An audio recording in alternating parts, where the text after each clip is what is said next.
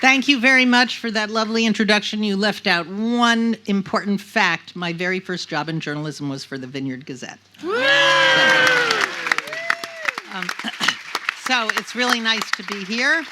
And we're going to be talking about presidential leadership and presidential politics. And we're going to try to make this panel not just about Donald Trump. We're going to take a much bigger view, I hope.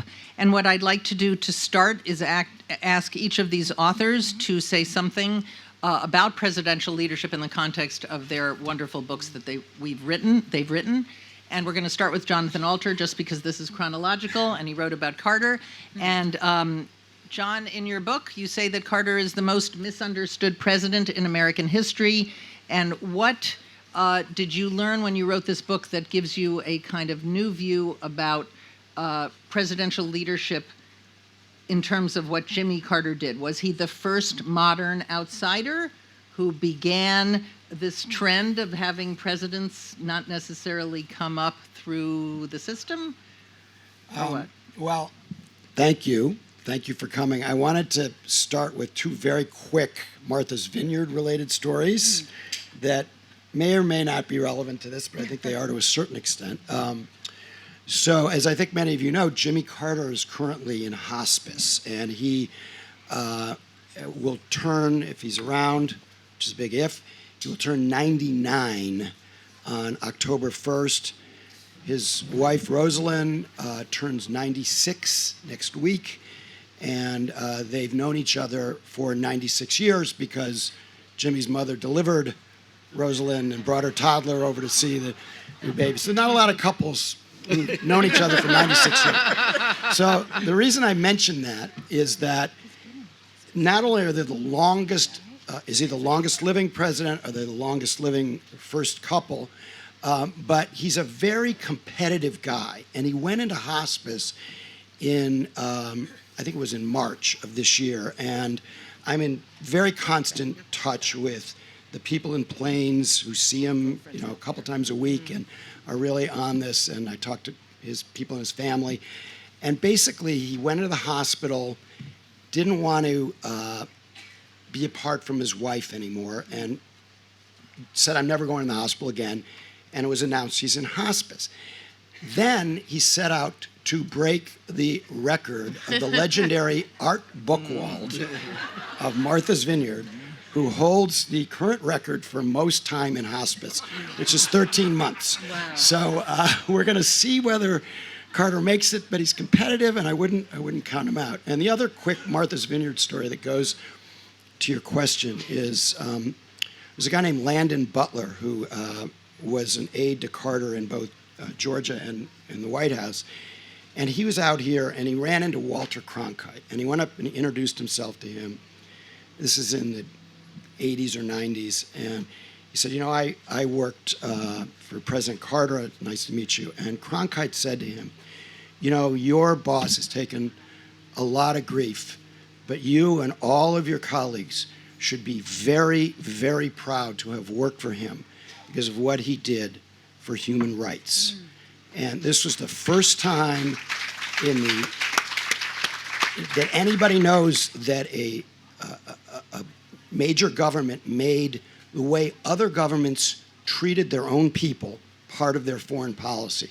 Sounds like a simple thing, but normally they act out of interests. And Carter's human rights policy had a lot of holes in it. It was hypocritical, but a major, major contribution.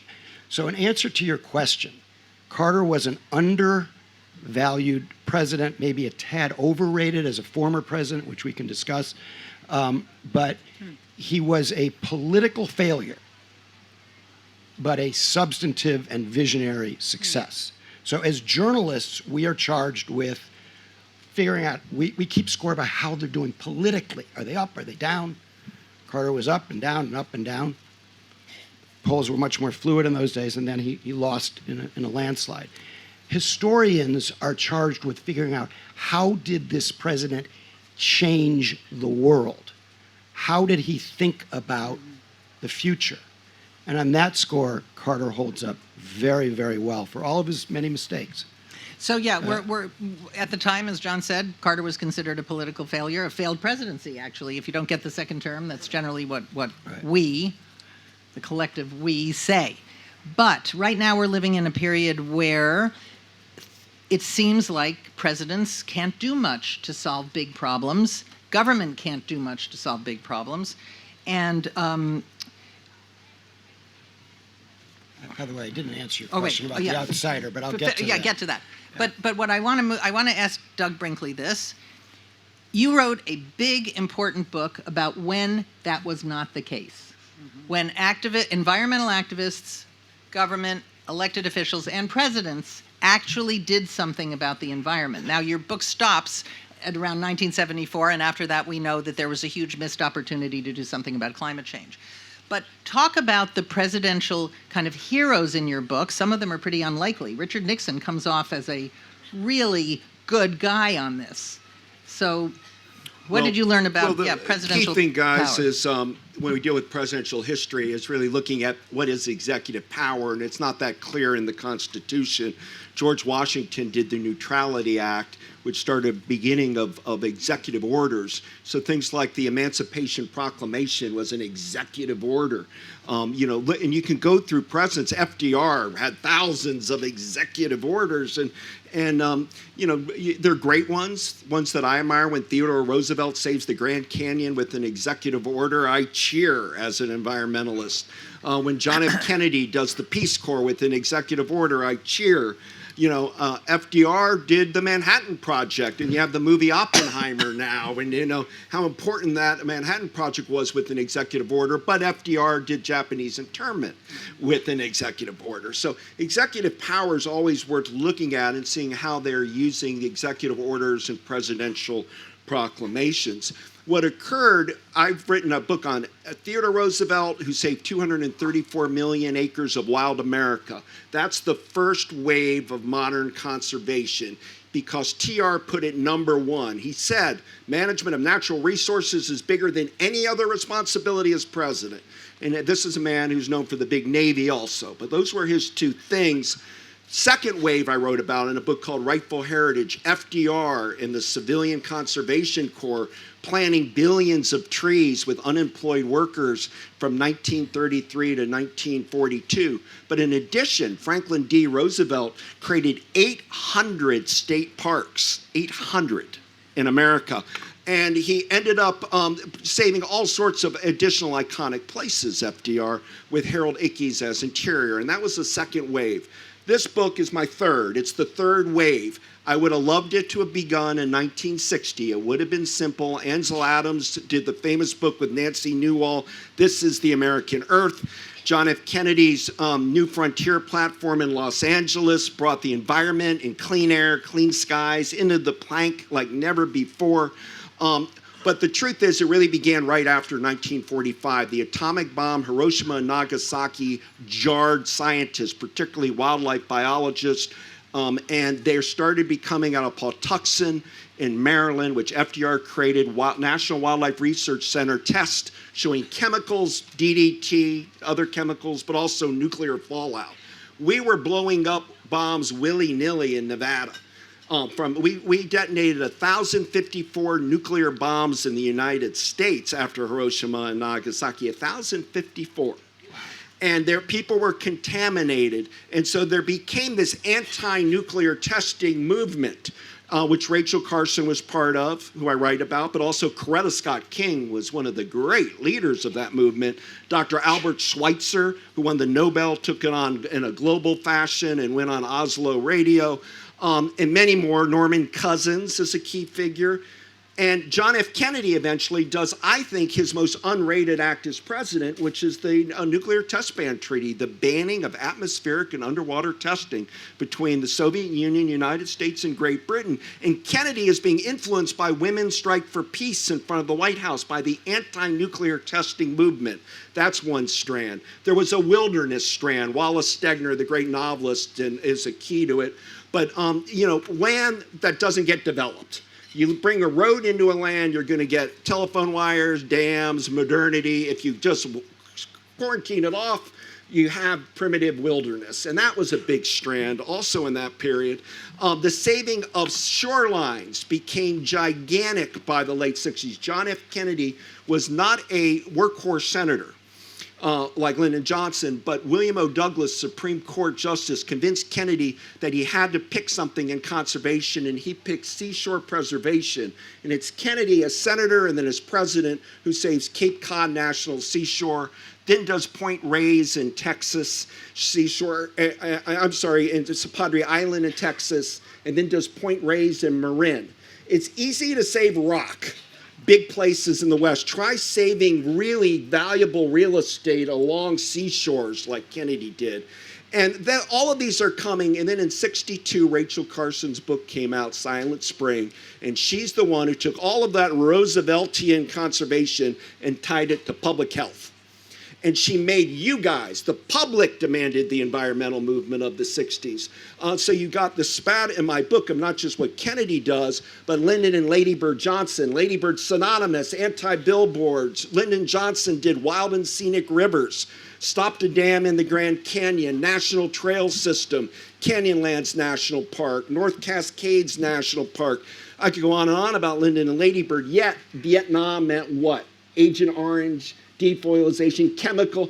Lyndon and Lady Bird saw American beauty and didn't think in planetary terms. Nixon did not like the environment as an issue. Okay, but he got in on January of 69, and 7 days after he's president, the Santa Barbara oil spill happened. And it was ugly, and Walter Cronkite was bringing it color on television.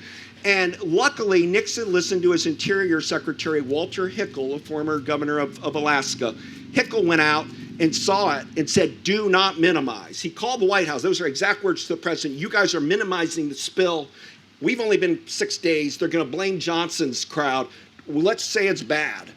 And that started Nixon's engagement in the environment, added to the fact that in the summer of 69, Nixon couldn't believe when Neil Armstrong was walking on the moon, the Cuyahoga and Rouge Rivers were on fire, one in Ohio, one in Michigan, and Time magazine was touting it. And then he found out, Nixon, that Gaylord Nelson, a senator from Wisconsin who had saved the Apostle Islands and pushed for lakeshore preservation like Picture Island and Sleeping Bear Dunes, Indiana Dunes, and the Great Lakes, that Gaylord Nelson was creating Earth Day. And Nixon had one question about Earth Day, April 22nd, 1970. Who's funding it? How are these offices popping up everywhere? All across the country, Earth Day. And Nixon got his answer. It was being funded by Walter Reuther of the United Auto Workers. Labor was working with the environmental movement in that period in great tandem. He died a couple days after Earth Day, Walter Reuther, and his wife died in a plane crash in Michigan. But Nixon started hobby horsing the environment. He creates the NEPA, National Environmental Policy Act, January 1, 1970, which influences everything that happens on Martha's Vineyard because it demands environmental impact statements for any kind of construction. If the U.S. government wants to build a little fort here, what's the impact statement on the environment? And that's followed by, in the summer of 1970, Nixon and John Ehrlichman, who was known for Watergate, going to jail, but Ehrlichman was a land and water use lawyer from Puget Sound. He was a NIMBY lawyer, stopping aluminum plants. If you were here in Martha's Vineyard and you wanted a lawyer to stop a development, you'd hire Ehrlichman. And Ehrlichman pushed through EPA with Scoop Jackson, a Washington Democratic senator, and it opens its doors in December 1970 to EPA. And the last thing I'll say about that is it's important because William Ruckelshaus becomes the first head of EPA. And guys, it's all about enforcing, just like the Brown versus Topeka decision, right? You celebrated integration. What is the civil rights movement? Can you enforce the law? What is Little Rock? But it's an enforcement. What is Ruby Bridges at New Orleans? So Ruckelshaus had to bust polluters. And in 71 and 72, he's going after extraction industries, people dumping raw sewage. The EPA became a cop, busting polluters. And it ends, this environmental movement I write about really ends. DDT gets banned by Nixon in 1972, Nixon and Ruckelshaus. 10 years since Rachel Carson's book, and it finally gets banned by Nixon. And then in late 73, with Nixon all over it, Nixon personally came up with the Marine Mammal Protection Act. But that December, they create the Endangered Species Act. And we are now today, as I'm with you today, it's the 50th anniversary of the Endangered Species Act right now coming in our country. And you know what it passed the U.S. Senate by? 92-0. And it wasn't that the Republicans were green. Some were, a few. John Salyer of Pennsylvania, and Congress was really vigorous.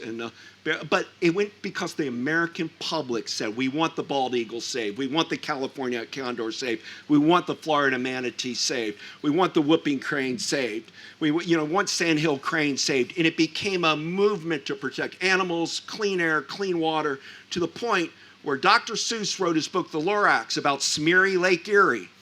It was so bad, Lake Erie, it was dead. 15 years later, it got clean enough that a group of school kids said, we've worked to clean Lake Erie, it's not smeary anymore.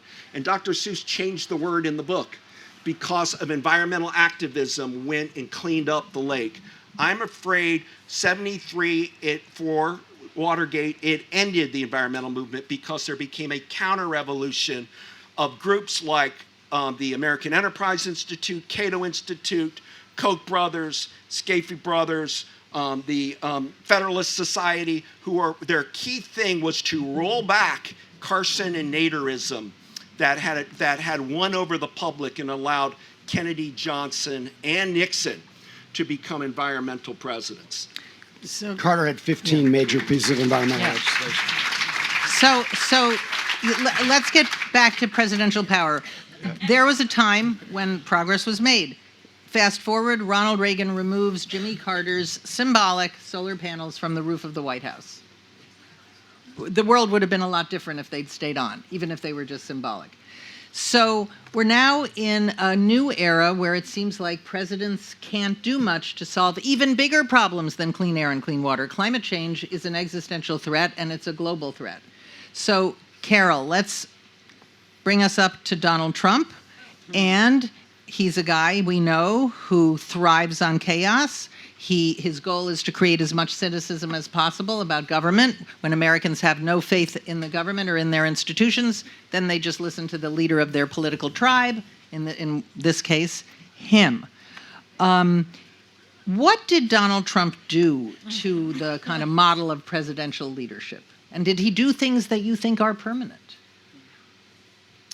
So it's a great question, and I'm going to start by bringing you guys into my reporting, learning about the beginnings of Donald Trump, but I'm going to try to be a little concise. These little moments, my assignment often is take the reader into the room behind all these decisions they think they know so well, behind this president, and now former president and presidential candidate. They think they know so well because he's constantly telling you what he thinks. Don McGahn, who became White House counsel, was really an election lawyer, and he saw Donald Trump on the campaign urged by one of his Republican political activists, come see this guy campaign, you gotta see him. It was 2015. Come to Iowa, come see him. Don McGahn is like, yeah, whatever, that guy, The Apprentice, who cares? What he saw was riveting to him. He was completely surprised, according to my reporting, stunned actually at the connection that Donald Trump made with people. He realized who was upset and feeling derided and feeling unheard, but also feeling left behind. And he connected with that fear and that anger and that anxiety. But what to Maura's excellent question, forgive me that I'm mispronouncing as I get lobster out of my teeth, is he didn't just connect with it, he amped it up. He got that anger and that anxiety so fiery and boiling. And he is, in my view, a supreme propagandist. I interviewed people outside the federal courthouse where Donald Trump was arraigned earlier this week, a courthouse I used to cover all the time. And I was stunned by how many completely sane seeming individuals that I interviewed said, well, it's not clear there wasn't fraud. It's kind of back to Kara's point the other day. It's not clear that fraud didn't occur. It's not clear that Donald Trump wasn't wrong when he was worried the election had been stolen. He has flooded the zone so well with that propaganda. What he has revealed as a president is that and I know that Jonathan and I might spar a little bit on this later, intellectually only, is he has revealed that the founders did not make a plan and a stopgap for a president who cares almost nothing about the national security of the country. They did not make a plan for a president who would use every single lever of power in the West Wing to undermine the country, who would stoke civil war, which is what has happened. That's where we are right now. Again, back to that moment at the arraignment, I asked somebody who had traveled a long distance why had they come to this arraignment from Jacksonville, Florida. I had driven all of 20 minutes to park outside the courthouse that I covered so many years ago. And he said, if we don't stand up now, the democracy's over. That is not something the founders and framers envisioned. I mean, they did envision the possibility of a president pretending to be a king or acting like a king, but they didn't imagine there would be so little care at all for ripping the place apart. I guess I'll leave you with one last. Am I talking too long? No, go. No, after Doug. This is Can I why. reserve some of my time back? Don't worry, everybody's going to get a lot of time.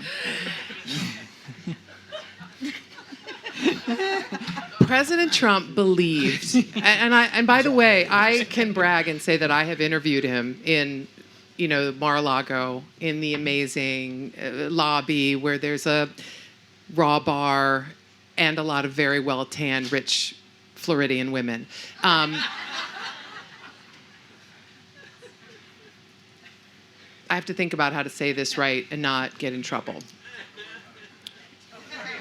He was amazing at saying, hey, Rex, we're going to get rid of the federal anti-corruption law. Can you get that done? He was amazing at telling people to do things over which they had no control.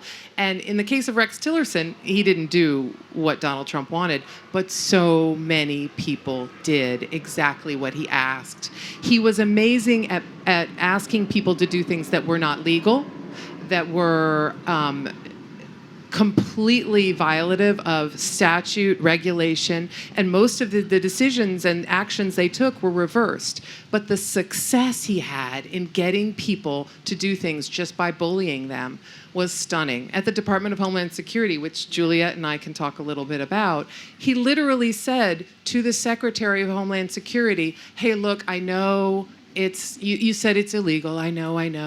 Yeah. But I'll pardon those people. Tell them to block the Mexico, Arizona, Texas line and don't let the immigrants in, even when they have a totally justifiable reason for crossing. His success is something we all should just keep in mind. And I'll stop there. No, I think that the Trump era was a giant stress test on our democratic institutions. I think they were battered and bruised, but I think they're still standing. The founders definitely didn't have a plan for someone like him, but they thought that someone who had dictatorial or monarchical, they would have said, tendencies could become president. But the checks and balances of America were supposed to stop that person from doing too much damage after he got in. And now it's our job to try to figure out how much damage he did. But there's no doubt about what Carol talks about when she goes outside the courthouse. When I covered the early 2015 Trump rallies, the most common thing people said to me was, he's saying what I'm thinking. Yeah. No one else says what I'm thinking. So he really did do a mind meld with voters. But I want to move on to Juliette because we've got these battered democratic institutions. We have presidents who seem powerless to do things about these big existential problems or disasters, as you would say. And how do you think presidential power can be rehabilitated enough so we can do something about terrorism and climate change and AI and big tech and everything else. Well, thank you, and thank you so much for being here. It's really thrilling. This is a lovely weekend. So I study disasters and crisis management to try to find the connective tissue across centuries of disasters and not all just U.S., sort of not to view them as surprises anymore. And our foundations are maybe trying to get some connectivity on the historical side. The United States has inherited a disaster and crisis response framework that essentially was built out in the 1970s, FEMA. And this idea of disasters as being one and done, or, we're sort of like, oh, what a surprise. Like now we're in the sort of disasters as standard operating procedure. I started off in counterterrorism. I actually am now what we call an all hazards person. And so the connectivity, I guess, I'm like CNN says she's like cannon fodder, she's available in war. I was like, yes, whenever anything happens, it's bad. And so I look at different stresses on the system. So I just want to quickly just go through just three. I mean, the first is Donald Trump would probably be president but for COVID, right? People have an expectation that their presidents take care of the homeland. And I know this because I study it, but also President Bush was wildly unpopular at the end of his second term. He would have, and people think, oh, it's Iraq and Abu Ghraib and whatever, plummeting Hurricane Katrina and never rebounds, right? People take a little bit of like, okay, okay, the war is complicated and 9/11 and never again and whatever. You can't save an American city from drowning, it's over, right? And so, and this actually in an interesting way sort of forms, as I write about President Obama's reaction to the BP oil spill, where instead of hanging over the airplane, hanging in the airplane as Bush famously did, right? He's looking over a African American city that's drowning. Obama visits the Gulf 5 times during the spill, which I was working. I was like, this is not good, but still, this is the thing that he's reacting. Donald Trump does lots of things, but Donald Trump goes to war with our Constitution, but not in the way most people think of in terms of COVID. He goes to war on the governance side. He goes to war with the 10th Amendment. The way that we design disasters is it's local, state, then federal. He wages an Articles of Confederation, what I wrote once, an Articles of Confederation attack on the 50 states. And we had never seen that before. And that is, I think, and it's obviously unsuccessful because people look to the federal government to support the capacity of states. So where are we now? So I have a concept in my book called Learning to Fail Safer. I want us to mitigate climate. I want us not to have the next pandemic.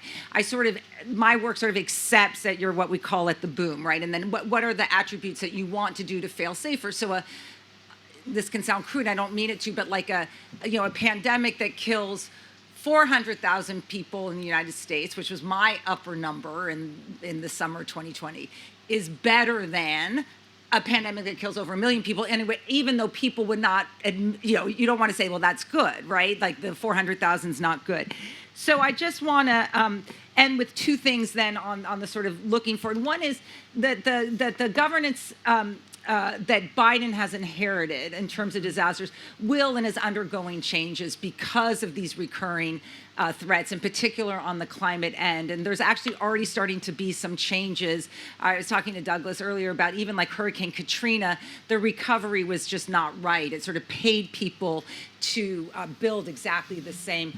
We're beginning to use federal laws, including, this is Biden's sort of genius, he doesn't care what you call it. He's sticking a lot of this stuff into the Farm Bill because he knows that he can get the Republican votes to try to mitigate and make more resilient some areas. And then I just want to end with violence.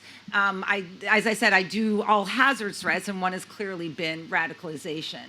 And I think, picking up on Carol's point, just, trying to merge all this, picking up on Carol's point, you think about the legacy of Donald Trump. Is it the Supreme Court? Is it taxes? I think we're under stress. And I think that stress is coming from not ideology, and not. I think it's. I think this president has introduced violence as a natural extension of democracy and our democratic processes in a way that we did not. We are built to respond to it, but we better realize that that's what's going on. That underneath everything that is going on right now is violence and the threat of violence. And any of us who've been in the, I'm sure Carol, I just want to say one thing now. Yeah, go ahead. So anyway, that's my thing. It's like that is now, if you think, what's the underbelly of crisis in democracy? It's not voting. It's not the court. It is the introduction of those threats that we better call it out. Because Well, your guys are getting to something really apocalyptic. So Carol said we're at a state of civil war. You're talking about violence is there. You're talking about we no longer have the assumption that there will be a peaceful transfer of power in the United States, which is about as bedrock a democratic value as you can get. That's what you're saying, right? 2024 is it. Right. I mean, in other words, if we don't stop this now, and I actually am positive about it, though. I think these arrests mean everything. I don't care if Donald Trump honestly dies at Mar-a-Lago with his women and the plastics and whatever, like whatever.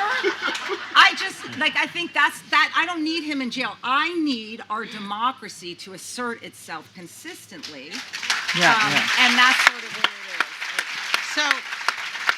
So Mara, can I ask one? Can I just add one thing? Yeah. I'm really moved while you were speaking. I was really moved, and I have one quickie, which is you said call it out. Yeah. When I was about to go back to cover the Trump administration, I was finishing my Secret Service book, and I remember I interviewed at length, and now I can say it because she's in my book, the head of the special agent in charge in Denver. She was responsible for taking Trump everywhere in the West, basically, all over the campaign trail. And she was the person who said, this guy is terrifying me. He was, in her backyard, he was saying, hey, I'll pay for if you beat those people up that are yelling, I'll pay for your lawyers. And as reporters, we were all like, that's kind of interesting. She's like, this is a nuclear code moment. Yeah. She left the Secret Service after that because she could not handle what she saw unfolding. And this was before he even won. She was just like, we cannot be protecting someone who's telling people to throw punches and push black protesters out of an all-white stadium, and I'll pay for your lawyers. So before everybody commits harikari, can I just introduce a hopeful note? Yeah. Okay? So I totally agree. 2024 is for all the marbles. Yeah. Right? If Trump gets back into the White House, American democracy is over, full stop.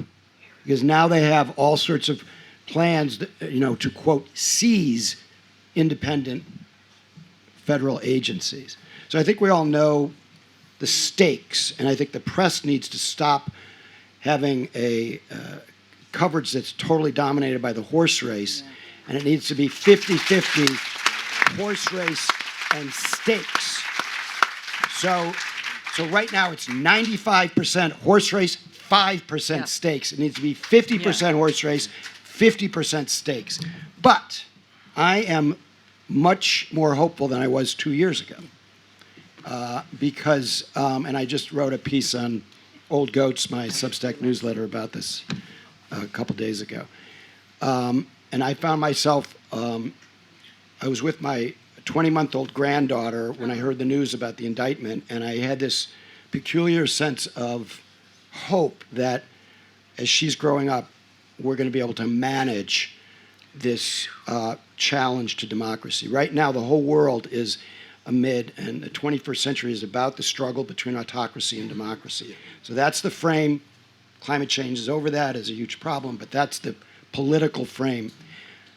Our system did respond. Now, after Watergate, there was this kind of common sense that, the system worked. And it did work then. Nixon resigned. There was a peaceful transfer of power. The courts worked, prosecutions worked, and then there was a lot of post-Watergate legislation, the Ethics in Government Act. So many of the Trump would not have been impeached the first time without Carter-era legislation on ethics and FISA courts, all kinds of things that you've heard about came in the Carter administration and somewhat in the Ford administration after Nixon left office.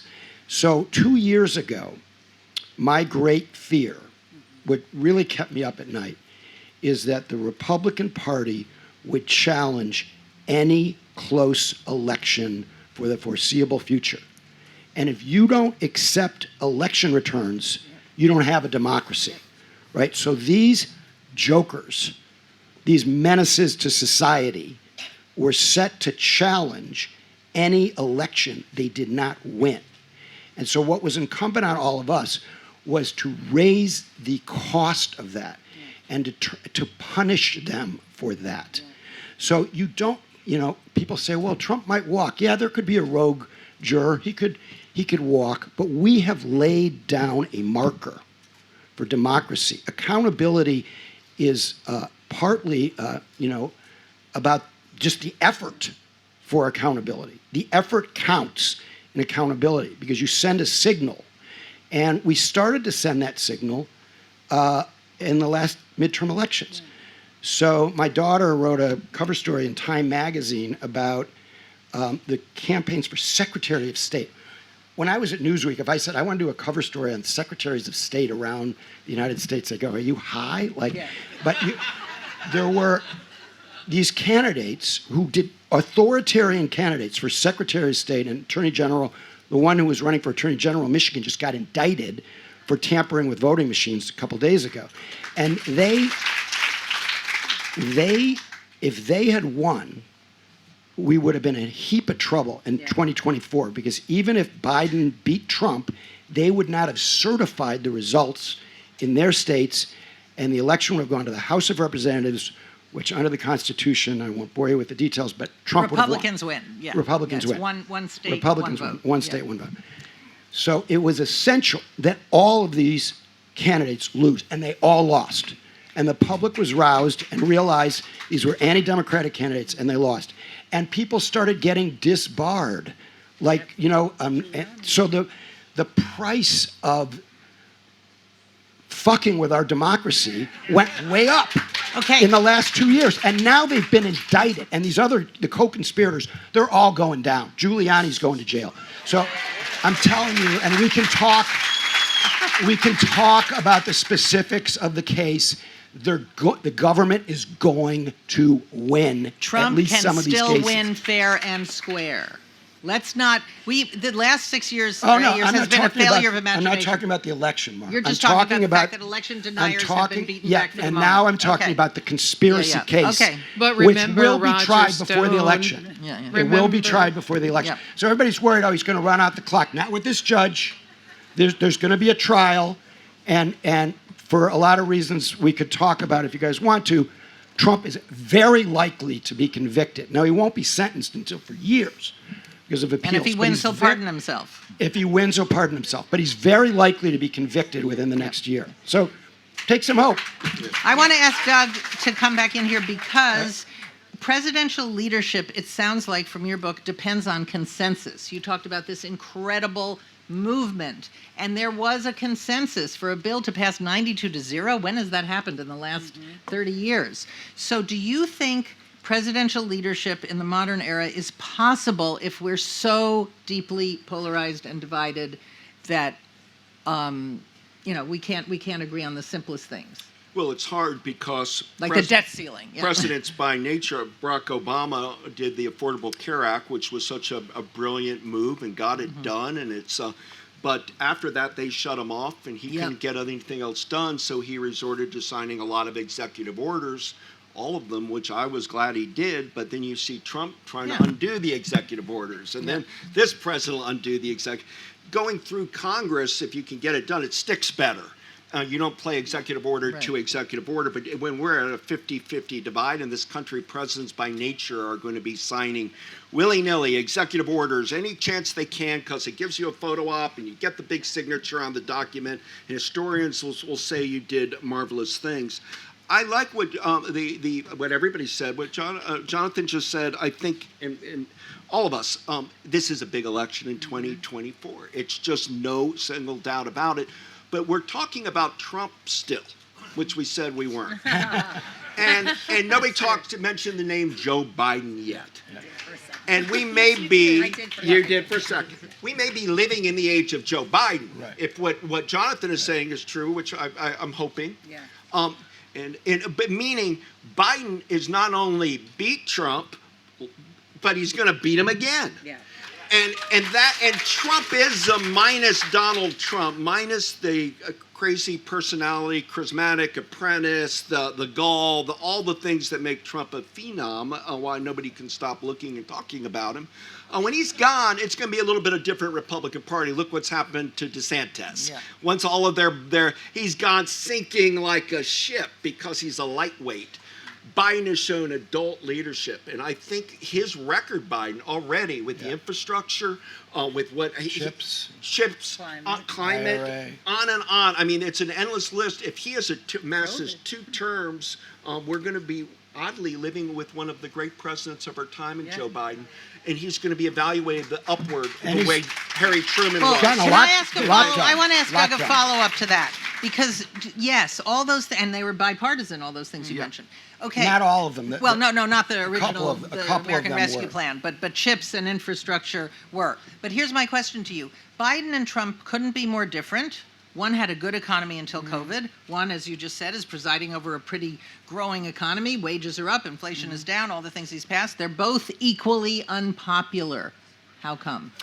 Because everything's unpopular, where everybody is a big middle finger right now. Yeah. Look at what do you think us in journalism are popular? Want to Certainly look at not, our but we approval never have ratings and that. do it. Want to Yeah, see what yeah. people think of CNN Yeah, yeah. anchors? Yeah, yeah. I mean, or MSNBC. I mean, it's been look at the Supreme Court. No, not you, but No, I'm I mean, teasing. We were just laughing because we no, represent those but I mean the Supreme Court, people don't Yeah, have yeah, yeah. trust in it. Yeah, yeah. Congress, you want to see the ranking? Well, how do ratings you of have a democracy in a low trust society? It's very hard, and that's what Trump's done the most damage, is destroying our civic cynicism, yeah. institutions. It's and reparable. Though think about Watergate. The numbers is. of faith Yeah, in yeah. government were even lower after Watergate.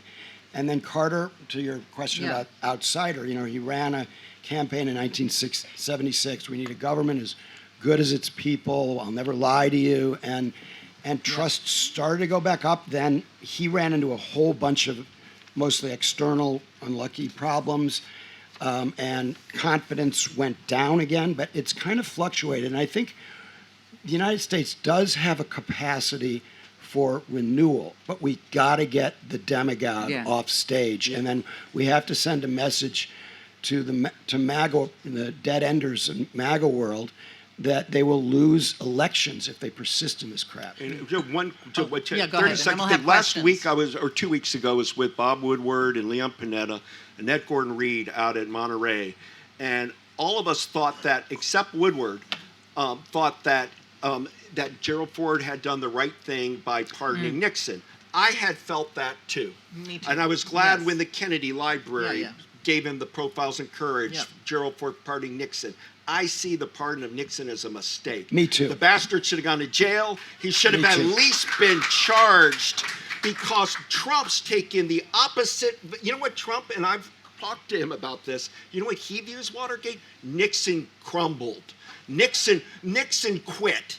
I'll never quit. Nixon, and so his view is Nixon, I'm going to never do what Nixon did and resign, admit guilt, never, ever, ever. And you got Roger Stone running around with Nixon tattooed on his back. And, you've got Roy Cohen, who was the lawyer for McCarthy, and Nixon's crony being with them. Because that group around Trump thought the big lesson of Watergate wasn't that journalism won, or that democracy won, but that Nixon got weak and fled. Can I just add Yeah. one thing about Biden, though, also in terms of like presidential leadership and stuff, is one of the things that Biden has been able to do with these big issue problems. I mean, one is just not engage them. I mean, all this stuff about trans and all the things that Republicans are pushing, it really does not poll well. So some credit to the American public as well. But one thing that Biden has been able to do to think about sort of preparing us for the crises ahead is he's been very successful in tying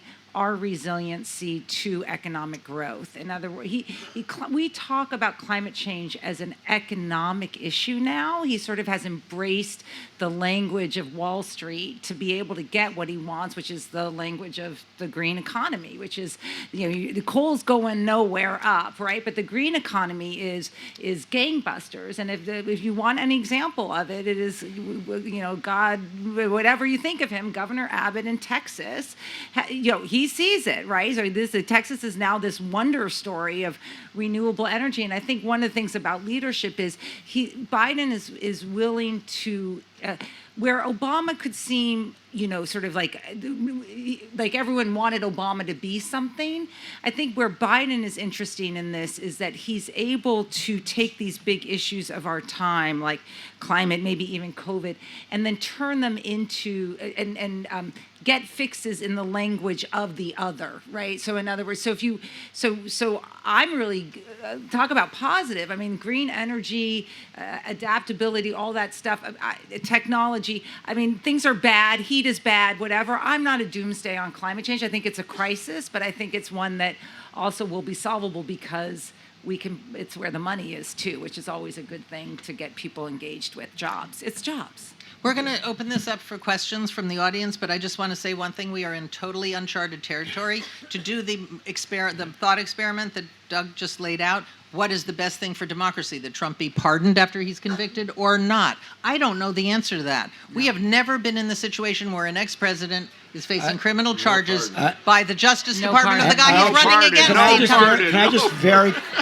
quickly? We don't know. So you say you don't know. We don't know. Before we answer the question. Yeah, anyway. Yeah. You say you don't know what the punishment should be, pardon or go to jail. I actually do have an opinion on that. Yeah. I think that if he's convicted in any, if he's convicted in any of these cases, he should be sentenced to 5-day-a-week community service in a soup kitchen. Better than having him sit in a cell. So we have microphones, and you're supposed to go up to them, right? Is that correct? Okay. Hi. I want to thank the panel. What a wonderful panel, and thank each of you individually for your.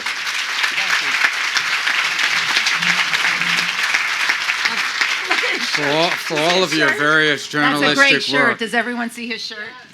Homeland Security, 1492. Didn't wear it for the panel. One of the thoughts I had is, looking back at the 2016 election and looking now forward, that the news media, by putting Trump 24/7, including my favorite stations, NPR, WGBH, and WBUR, seemed to push and be free advertising for Trump. And one of the things my wife and I have talked about is that, and when I heard Trump on NPR this morning say, one more indictment and I'll have the election. Yeah. My question is, how come, and I keep listening for it, maybe I've missed it, how come there's no reporting on the Republicans who look at the indictments and say, I used to be a Trumper, but this is no good. I cannot stick with it. Why is this not being covered more? Bill Baer we was have out spent a there lot of time at the Washington Post writing that story exactly. In fact, writing about the tip of the iceberg that Bill Baer represents, right? Republicans in high positions and medium and low who are like, okay, done with this guy. Partially, selfishly, I think there's some legacy rewriting. People are worried about what this does, but we have written a lot of stories about Republicans changing their minds. We also have spent a lot of time, and I think this is appropriate, going to places that have not changed their minds and talking to those individuals about why. That still believe there was likely fraud and still believe that even if he engaged in the acts that Jack Smith laid out, by the way, that indictment is very well written.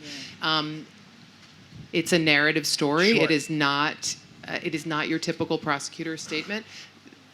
People still believe that even if he did the things in sections 1 through 7, they still want him as president. Actually, the latest polls are showing that among Republicans, the polls are all over the place, of course, but the number who say that if he's convicted, they still support him is down several points. And those people who've seen the witness list for the potential witness list for the prosecution in the conspiracy trial, say that there are more than 80 possible witnesses for the prosecution, and every one of them is a Republican. Well, So it was the brilliance of the Right. January 6th committee. Right. Every single witness was a Republican. So that's going to make it tough. That's going to make it tough to say there's a witch hunt, Sir? I'm with Jonathan and the power of our institutions at this point. But my fear is that it's not just Trump; it's Trumpism, and it's like a national case of herpes. It's going to keep flaring up. And yes, the issue is Lisa Birnbach, I think, had that line first. Oh, really? Yeah, from the Vineyard. Yeah. great minds think alike. Democracy, autocracy, yes, that's one frame. I'm going to suggest another lexicon here. It has to do with two ways to think about freedom, going back to the founding and the Enlightenment. It's a competition between freedom from the ferocious and freedom for the ferocious. Freedom from arbitrary power, monarch, etc.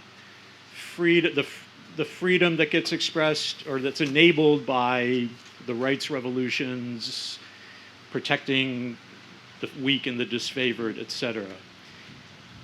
What is it about, not just Trump, but again, it's part of our international moment.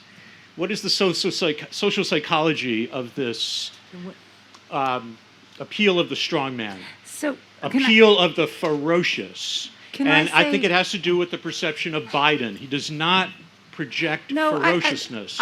And after January 6th, I write for The Atlantic, and I was able, and this was early, I basically said we have to treat Trump like a terror leader. I wasn't going to call him a terrorist. I don't want to get into that, which is what's your counterterrorism strategy? And if you begin to think of it like this, a lot of what Jonathan said, the price is too high. You've got to make the price too high for people who are going to form. But remember what a terror leader thrives on. Two things. One is recruitment and money, and the narrative of the win. And that was what Trump had for a very long time. Why is he so afraid of this indictment, of all the indictments, right? Because it's going to expose his loss. That he really didn't win. He really didn't win. See, Tara, think of ISIS. ISIS is Yeah. able to recruit. I'm not making the analogy. You have to be so careful every time. If you think of it as so then what does that mean? These things end. Trump is not Voldemort. And we're certainly not, Harry Potter, like the world. These things end, but they end with the consistent high price and with the narrative of you're a loser. And that is why you don't forgive, you don't say just give him a little bit, you don't whatever. That is, if you view it as a counterterrorism effort, which is what I view us in right now, it's for democracy, but it's a counterterrorism effort. The small group of people willing to go to violence, Oath Keepers is over, Proud Boys are over. These groups are not reforming. I'm on these hell sites all the time, trust me. They are now turning on each other. So I'm very optimistic if we can continue that narrative. But part of my anxiousness is this is a terror president, right? And that's how we have to think about it. I'm sorry. Oh, no. Yeah, Go. I know we could have this conversation for the rest of the day. I'm so you wanna let sorry. Carol I want Yeah, Carol's just let last Carol word. finish. I want Carol's last word. Carol, weigh in one last Carol time. gets the last Carol word. gets Carol the gets last the word. All right, I'm just going to be the stink bug at the picnic. And I'm just going to say, how many Trump-light people have you seen try to seize the same sword that Donald Trump is wielding? I want to be with Juliette in terms of seeing how counterterrorism groups fail. I'm not, again, making the analogy, but there are a lot of politicians that have seen the genius of Donald Trump and that have tried to wield that same power. And I'm going to really piss everybody off here in Martha's Vineyard, I'm guessing, based on your political stripes. And I am an objective reporter who covers a lot of people of different stripes. The Democratic Party made a lot of series of failures in addressing huge, underheard, underrepresented, underaddressed pockets of our country that were drowning. Not like Katrina, but they were drowning in another way. And this group of Trump light and Trump heavy, in some respects, individuals are not going to give up the ghost of this group of people that are such a huge base of support. That is not going to stop. But the party should stop getting $25,000 a hit speaking fees at Goldman Sachs and should start looking, if you care about this, start looking at these pockets of the country that are so upset. Thank you very much. Thank you, Mara, Jonathan, Doug, Juliette, and Carol. Please go and get their books. Go to the signing tent. They'll be there for the next